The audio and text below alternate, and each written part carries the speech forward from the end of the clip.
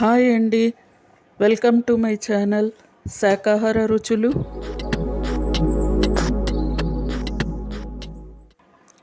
ఈరోజు మనము మెత్తగా దూదుల్లాగా ఉండే సాఫ్ట్ అండ్ లేయర్డ్ చపాతీలు ఎలా చేసుకోవాలో చూద్దాం. ఇక్కడ నేను ఒక 1/2 కేజీ గోధుమ పిండి తీసుకున్నానండి. దానిలోకి కొద్దిగా సాల్ట్ వేసి నీళ్లు పోసి ఇట్లా కలుపుకుంటున్నాను. కొంతమంది ఈ చపాతీలు సాల్ట్ లేకుండానే ఉట్టి నీళ్ళతో కలిపి చేసుకుంటారు, తీయగా ఇష్టపడతారన్నమాట. కానీ మనకి కొంచెం సాల్ట్ వేయటం అలవాటు కదండి. సో నేను ఇక్కడ కొద్దిగా సాల్ట్ వేసి నీళ్లు పోసి కొద్దిగా వాటర్ పోస్తూ ఇట్లా మెత్తగా కలుపుకుంటున్నాను. చూడండి, చపాతీలు కలుపుకోవటం ఈ రోజుల్లో పిల్లలకి అస్సలు కుదరట్లేదండి. అయితే నీళ్ళు ఎక్కువ పోసేస్తారు, లేకపోతే గట్టిగా కలిపేసుకుంటున్నారు. చపాతీలు అనేవి మెత్తగా రావాలంటే పిండి కలుపుకోవటంలోనూ ఉంటుంది, ఇంకా చపాతీలు ఒత్తి కాల్చటంలో కూడా ఉంటుందండి. చూడండి, ఇట్లా కొద్దిగా నీళ్లు పోసుకొని పిండిని ఇట్లా తడుపుకుంటున్నాను.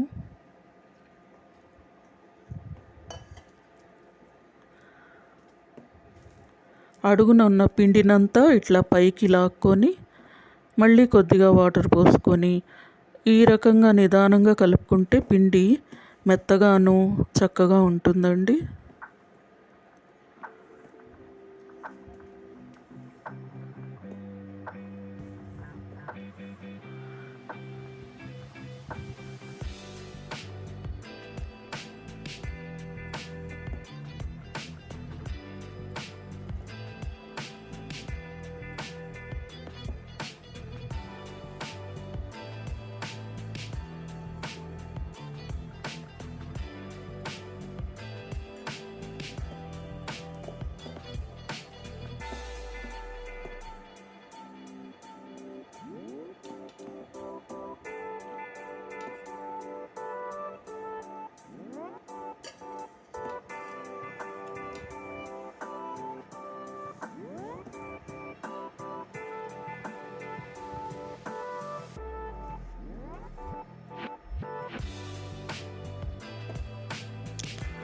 ఇట్లా కొద్దిగా వాటర్ పోసుకొని ఈ పిండిని తడుపుకోవాలి.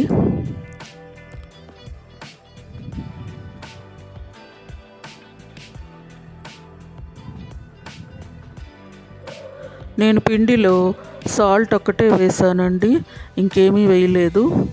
కొంతమంది ఆయిల్ వేసుకుంటారు, కానీ నేను ఇక్కడ ఆయిల్ వేయలేదు.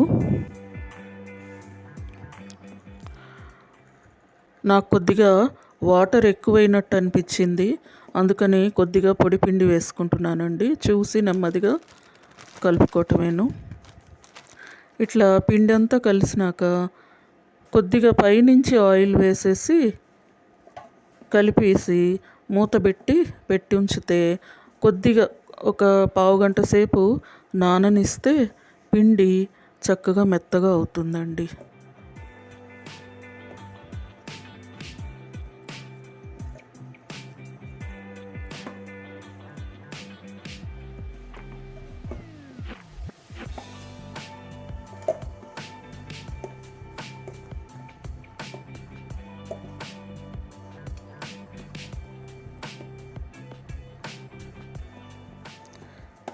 ఇట్లా పిండిని మర్దన చేస్తూ చక్కగా మెత్తగా కలుపుకుంటే బాగుంటుంది. చూడండి, ఇక్కడ పైనుంచి నేను ఆయిల్ వేస్తున్నాను, పొడి పిండిలో మటుకు వేయలేదు. పైనుంచి ఎందుకు వేస్తామంటే ఆయిల్ వేసినప్పుడు పిండి పొడి బారకుండా మెత్తగా ఉంటుంది.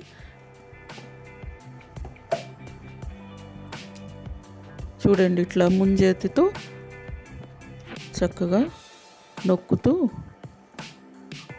ఇట్లా ఈ రకంగా కలుపుకోండి.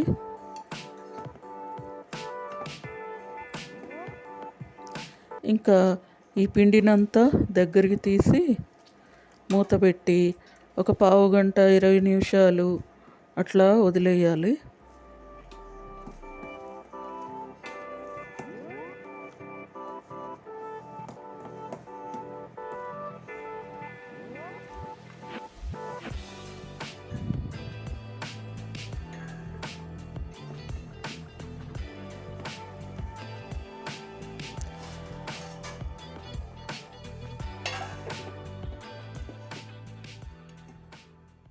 Few moments later. పావు గంట అయిందండి. పిండి బాగా మెత్తగా నానిపోయి చక్కగా వచ్చింది, చూసారా? ఇప్పుడు మరొక 5 నిమిషాలు పిండిని ఇట్లా చేత్తో మెత్తగా మర్దన చేస్తున్నాను.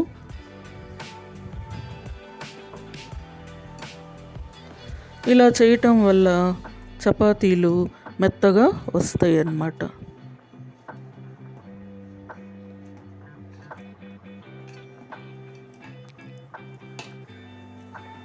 పిండి కన్సిస్టెన్సీ కరెక్ట్గా కుదిరింది అనేది మనకి ఎలా తెలుస్తుందంటే, పొడి పిండి కానీ కలిపిన పిండి కానీ గిన్నెకి అతుక్కోకుండా శుభ్రంగా వచ్చేసింది, చూసారా? గిన్నెంతా నీట్గా ఉంది, పిండి కూడా మెత్తబడింది.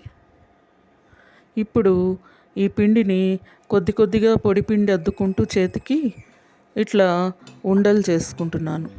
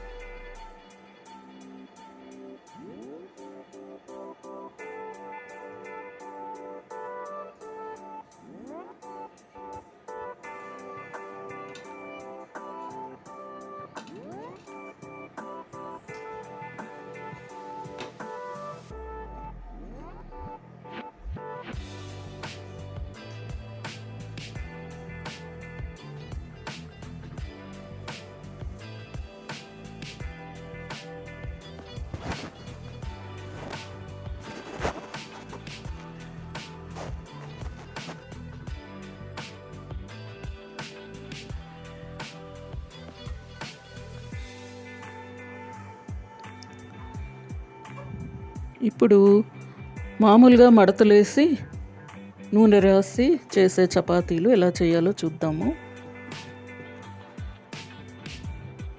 ఈ రకంగా ఒత్తుకొని పెనం మీద వేసుకొని, దీనికి కూడా అడుగు వైపు ఎక్కువ కాలక్కర్లేదండి, అంటే మొదటిసారి వేసిన వైపు ఎక్కువ కాలక్కర్లేదు.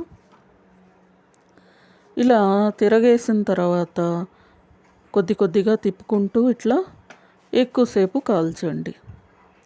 ఇలా చేసినట్టయితే చపాతీలు చక్కగా పొంగి మెత్తగా కాలుతాయండి. ఒక్కొక్క వైపు తిప్పుకుంటూ ఆయిల్ వేసుకుంటూ చక్కగా ఈ రకంగా కాల్చుకోవటమేనండి. ఇక్కడ చూసారా, చపాతీని ఎక్కువసేపు పెనం మీద అట్టి పెట్టకుండా ఈ రకంగా అట్లకాడతో తిప్పుకుంటూ కాల్చుకుంటే చపాతీ అనేది మాడకుండా మెత్తగా కాలుతుందన్నమాట. ఇది చూడండి, చేత్తో ఈ రకంగా తిప్పుకుంటూ ఉంటే అడుగున మాడకుండా చక్కగా కాలుతుంది.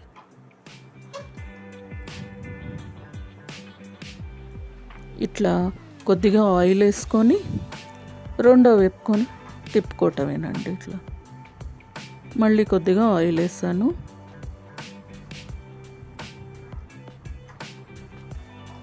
చపాతీని ఎప్పుడూ కూడా ఒకవైపు ఎక్కువసేపు అట్టిపెట్టొద్దు. గబగబా తిప్పుకుంటూ లేదా ఇట్లా అట్లకాడతో అటు ఇటు జరుపుకుంటూ కాలిస్తే గనక మాడకుండా చక్కగా ఎర్రగా కాలుతాయండి.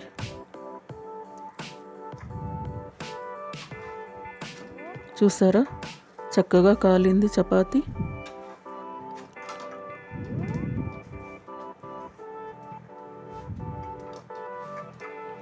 ఈ చపాతీలు చక్కగా ఎన్ని గంటల సేపు అయినా మెత్తగా ఉంటాయండి. నేను చెప్పినట్టు ఇట్లా చేసి చూడండి.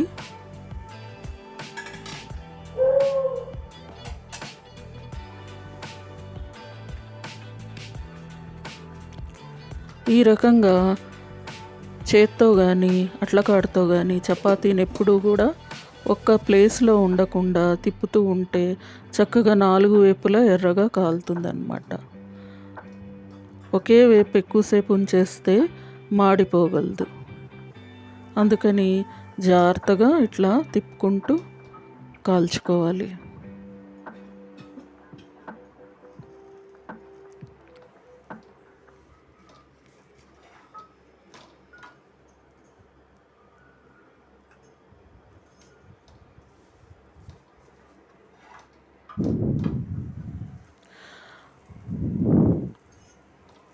స్టవ్ని చక్కగా మీడియం ఫ్లేమ్లో పెట్టుకొని ఇట్లా నిదానంగా కాల్చుకుంటే చపాతీలు అనేవి సాఫ్ట్గా కాలి మాడకుండా చక్కగా వస్తాయండి.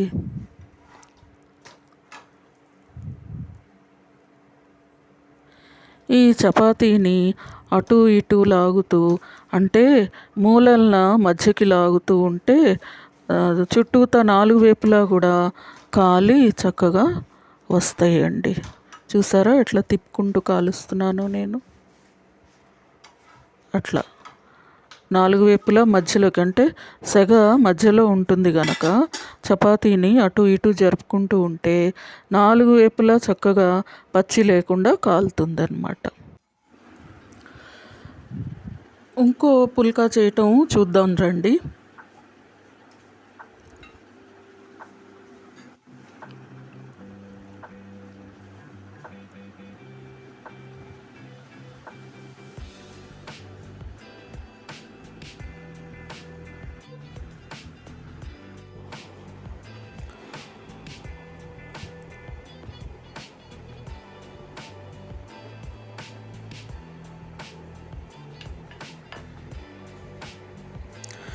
ఇలా ఒకే వైపు ఒత్తుకుంటూ నేను చూడండి ఒకే హ్యాండ్తో ఒత్తుతున్నాను, రెండోది ఊరికే అట్లా కదిలిస్తున్నాను అన్నమాట. సో మీకు ఈజీగా తొందరగా అయిపోతుందండి. ఈ రకంగా నేర్చుకున్నారంటే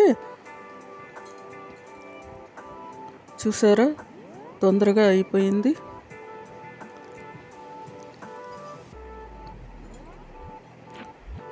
ఎక్స్ట్రా పొడి పిండి ఉంటే కనుక ఇట్లా చేత్తో దులిపేసేసుకొని కాల్చుకోవటమేనండి.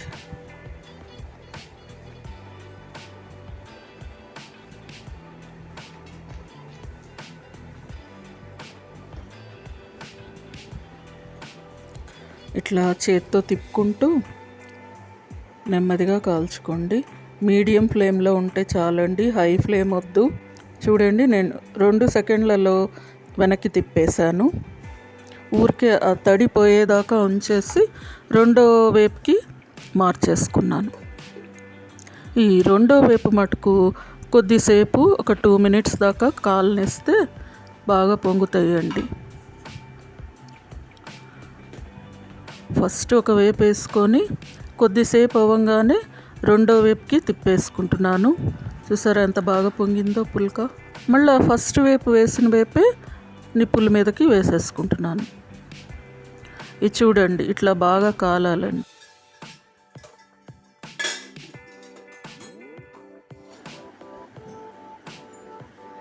ఇప్పుడు మరొకటి చూద్దాం రండి.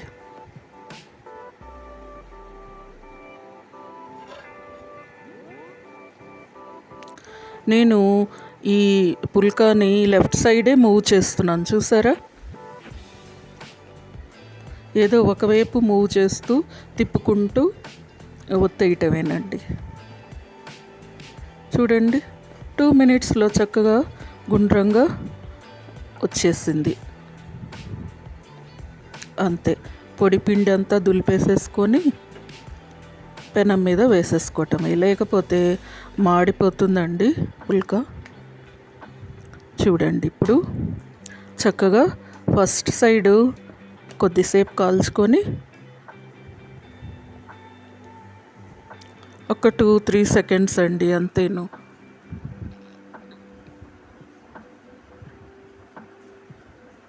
ఇట్లా చేత్తో తిప్పుతూ నెమ్మదిగా కాల్చుకోండి.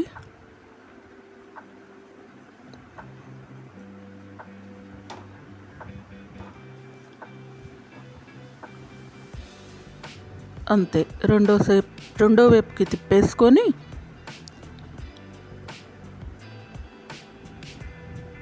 ఇప్పుడు చేత్తో ఇట్లా తిప్పుకుంటూ కాల్చుకుంటున్నానండి.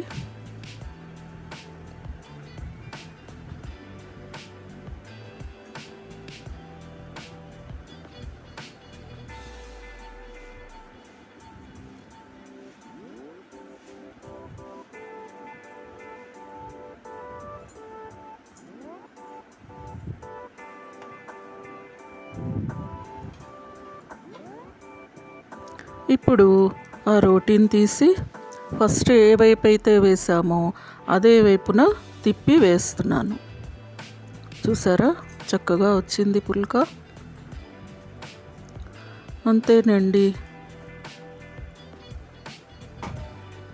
తీసి వెంటనే ఒక గిన్నెలో వేసేసి మూత పెట్టుకున్నామంటే చక్కగా మెత్తగా ఉంటాయండి ఎంతసేపు అయినా కానీ. నా ఈ వంట మీకు నచ్చింది అనుకుంటానండి. నచ్చితే లైక్ చేయండి, షేర్ చేయండి, సబ్స్క్రైబ్ చేయండి. బెల్ ఐకాన్ని ప్రెస్ చేయటం మర్చిపోకండి. థ్యాంక్ యూ అండి. Bye bye.